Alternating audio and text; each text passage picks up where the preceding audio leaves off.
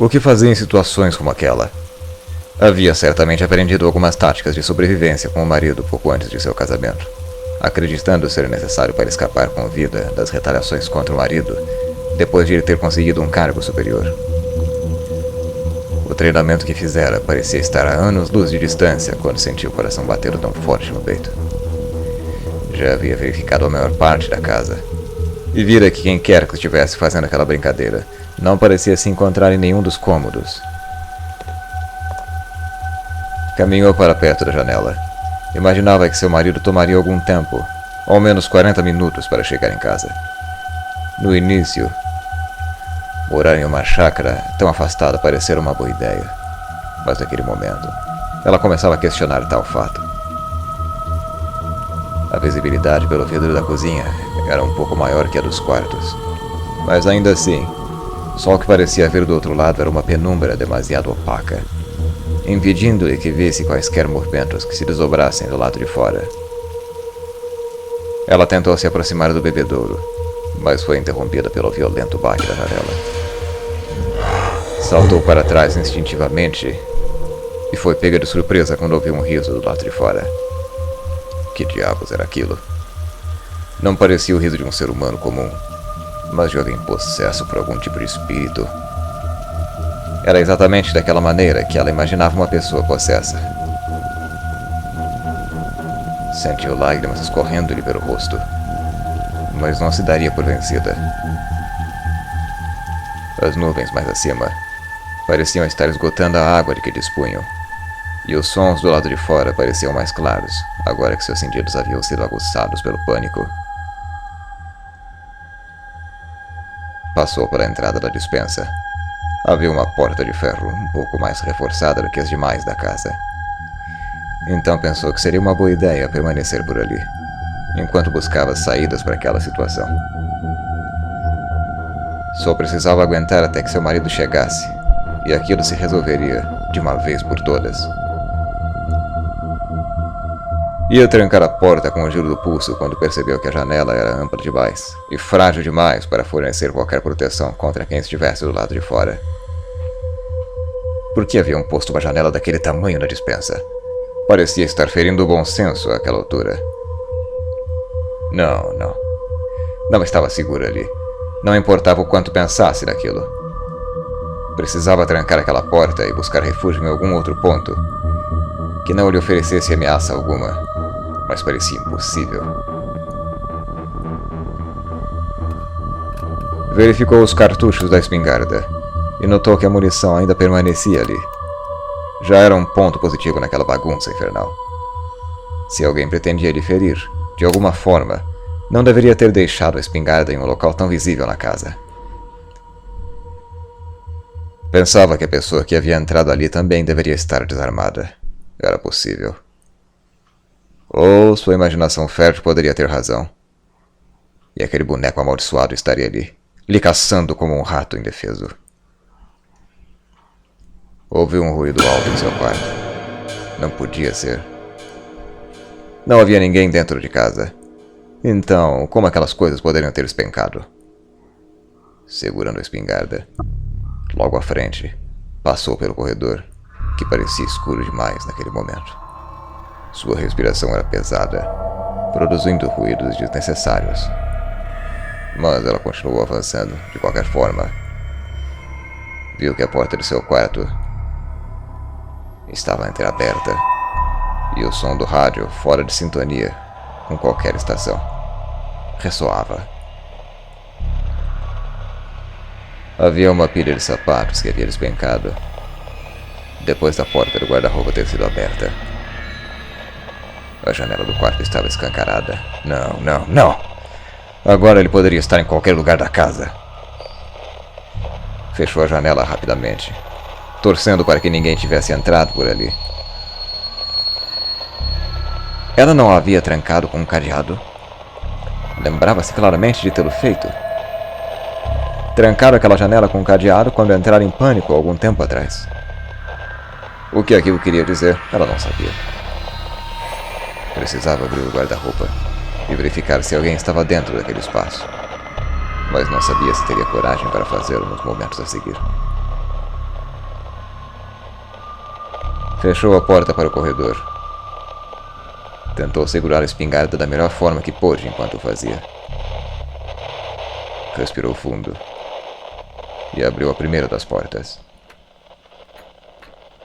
Suspirou aliviada quando observou que não havia nada ali, a não ser algumas peças de roupas.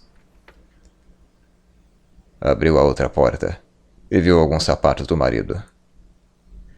Não havia espaço suficiente para quaisquer outros seres humanos ali, afinal. Seu sangue se congelou por alguns momentos, quando pensou que não havia olhado debaixo da cama. Mas quando virou-se, notou que a cama não oferecia muito espaço para que outras pessoas se escondessem também. Aquela parte da casa parecia segura, até o momento em que ela ouviu um ruído por perto. Dentro do banheiro. Como era estúpida! Por que não havia checado o banheiro em primeiro lugar? Empurrou a porta devagar, observando com cautela o que havia no interior do cômodo. Acendeu as luzes do banheiro. Seu coração quase lhe saltou pela garganta quando ela viu o espantalho, deitado na banheira, apreciando seu momento relaxante. Os olhos vidrados, observando-a pela porta. Rapidamente ela o trancou no banheiro. Ao menos ele não poderia sair, a não ser que... A janela também parecia ser estreita demais para que qualquer pessoa passasse por lá. Mas, da maneira que as coisas aconteciam naquela casa, não fazia sentido pensar racionalmente. Realmente acreditava que estava sendo perseguida por um boneco de palha. Os trovões do lado de fora ressoavam, distantes. Não sabia se era uma boa ideia, mas saiu de dentro de casa, esperando que a luz dos postes pudesse indicar alguma segurança. Mas, quando finalmente o fez, sentiu-se exposta e vulnerável. Ouviu o vidro da janela do banheiro se quebrando. Era chegada a hora. Quem quer que estivesse tentando lhe matar naquele ponto, ela teria de matá-lo primeiro. Correu o mais rápido que pôde para o quarto, de onde havia tirado o espantalho. No interior, ela derrubou algumas latas sem querer. Acreditava que aquilo era um mau sinal. Tinha denunciado sua posição. Girou a chave estrondosamente e começou a respirar fundo, pensando nos seus próximos passos, pensando em como poderia escapar com vida do que quer que lhe perseguia naquele momento. Não via nada além de um balde velho, as latas caídas no chão e ferramentas por toda parte. Demorou alguns momentos para que observasse com atenção o símbolo daquelas latas menores que havia derrubado, mas quando finalmente o fez, soube que tinha um plano de emergência. Usou uma das picaretas para abrir o metal. Por alguns momentos, despejou o conteúdo dentro de um balde. Repetiu o processo com o resto, imaginando se aquilo seria o suficiente. Enrolou o melhor que pôde um dos tecidos velhos que viu no móvel perto de si, no cabo de um dos machados do quarto. E agora precisava de algo para... Ouviu uma batida na porta e conteve um grito. Era o som de madeira se rachando. É claro, havia um machado na casa, debaixo. E aquele era o som da lâmina investindo contra a porta. Precisava pensar rápido, mais rápido. Lembrou-se de que havia esquecido o isqueiro no bolso, depois de respirar por alguns momentos. Agarrou-o o mais rápido que pôde e incendiou o tecido. Era uma questão de esperar. Então... A lâmina do machado finalmente trespassou a madeira da porta. Era só uma questão de tempo até que ele entrasse agora.